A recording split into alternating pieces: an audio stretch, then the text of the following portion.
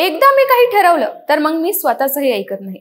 हा संवाद तर तुम्ही हिंदी सिनेमात ऐकला असेल, पण महाराष्ट्रात याच डायलॉगची राजकीय रिमेक झाली. फरक एवढाच की पडद्यावर नव्हे तर जमिनीवर, आणि नायक बॉलिवूडचा सलमान नव्हे तर शिंदे साहेब. नमस्कार, मी सृष्टी आणि तुम्ही पाहता सत्य पे सत्ता, म्हणजे थोडक्यात पण महत्वाचं. 2024 मध्ये एकनाथ शिंदेनी जाहीर केलं, शक्तीपीठ महामार्ग नको असेल तर रद्द करू. पण वर्ष उलटलं आणि परिस्थिती बदलली.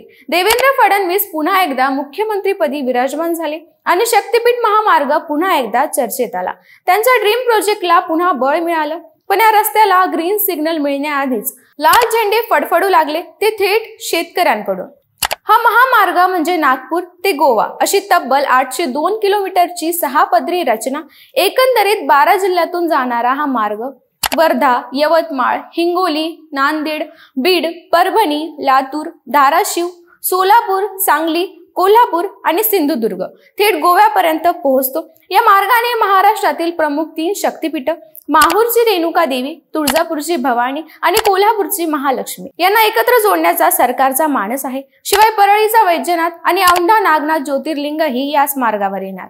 सरकारचा दावा आहे की हा महामार्ग म्हणजे धार्मिक पर्यटनाला गती देणारा, राज्याच्या अर्थव्यवस्थेसाठी फायदेशीर आणि प्रवासाच्या वेळेची मोठी बचत करणारा प्रकल्प आहे. पण हे चित्र इतकं सोपं नाही.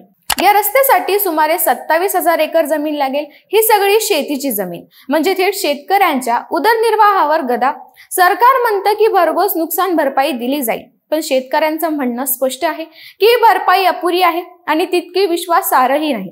आधी चौपट भरपाई दिली जात होती, आता दुप्पट, तेही अनिश्चित. मग यावर विश्वास कसा ठेवायचा? या महामार्गामुळे हजारो अल्पभूधारक शेतकरी विस्थापित होणार आहेत. यांचं जगणं शेती सगळ्या जमिनीवर अवलंबून आहे. जमीन गेली तर घर चालेल कसं? शेतकऱ्यांच्या प्रश्नांना उत्तर मिळालेली नाहीत, उलट त्यांच्या आवाजावर दडपशाहीचा शिडकावा होत आहे. हे केवळ आर्थिक नुकसान नाही तर भावनिक तुटवडाही आहे. जिथे जन्म घेतला, जिथे आई वडिलांची आठवण आहे, जिथे पाय रोवलेत, तीच माती, तीच शेती जर एका स्वप्नातील महामार्गासाठी हिरावून घेतली जात असेल तर या स्वप्नाचं मूल्य कोण ठरवणार? या महामार्गाची आणखी एक महत्वाची बाब म्हणजे पर्यावरण हानी. हजारो झाडे, नद्यांचे प्रवाह, जैवविविधता हे सगळं धोक्यात आहे. कृष्णा, पंचगंगा, वारणा, दूधगंगा या नद्यांवर होणाऱ्या अडथळ्यामुळे पुराचा धोका वाढू शकतो.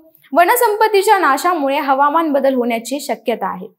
राजू शेट्टी, स्वाभिमानी शेतकरी संघटनेचे नेते, सरळ प्रश्न विचारतात.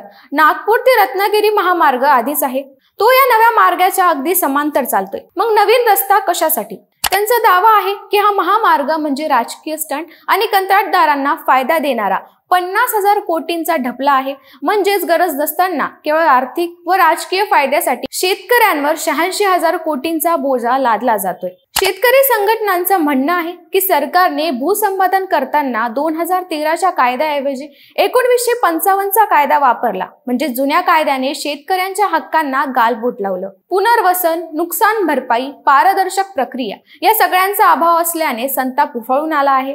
काही ठिकाणी पोलिसांनी आंदोलक शेतकऱ्यांवर लाठीचार्ज केला, गुन्हे दाखल केले. हे चित्र लोकशाहीला लाज आणणार आहे. माजी आमदार बच्चू कडू यांचा दावा अधिक धक्कादायक आहे. त्यांचं म्हणणं, या मार्गावर जाणाऱ्या जमीन आधीच भाजपच्या नेत्यांनी खरेदी केल्या आहेत. म्हणजेच हा महामार्ग निवळ जमिनीच्या बाजाराचा खेळ आहे.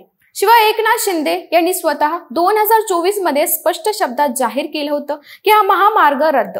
मात्र आता नवीन आराखडे तयार होऊन तोच रस्ता पुन्हा सुरू करण्याचा प्रयत्न सुरू आहे. लोक विचारतायत, मग त्या घोषणा केवळ निवडणुकीपुरत्या होत्या का? हा प्रश्न आता सर्वसामान्य माणसाचाही झाला आहे. विकास हवा, रस्ते हवेत, पण कोणाच्या जीवावर? शेतकऱ्यांचं घर उद्ध्वस्त करून जर हा विकास होतो तर त्याला आपण काय म्हणावं? शक्तीपीठ महामार्गावरचे वाद हे केवळ रस्त्याचे नाहीत, ते विश्वासाचे आहेत.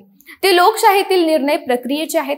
सरकार आणि जनतेमध्ये जे अंतर वाढते त्याची आठवण हे आंदोलन वारंवार करून देते. शक्तीपीठ महामार्गाचं रूप खरं तर आकर्षक वाटतं. 6 पदरी रस्ता, धार्मिक पर्यटन, वेगवान प्रवास, पण त्यामागचं वास्तव किती विदारक आहे हे समजून घ्यायला हवं. रस्ता हवा, पण तो रस्ता न्यायाचा असावा. विकास हवा, पण तो विनाश न करता व्हावा. आणि निर्णय हवेत न घेता लोकांच्या विश्वासाने घ्यावे. फडणवीसांचं स्वप्न आणि शेतकऱ्यांच्या जमिनीतून उभी राहिलेली हकीकत यामधला संघर्ष अजूनही सुरू आहे.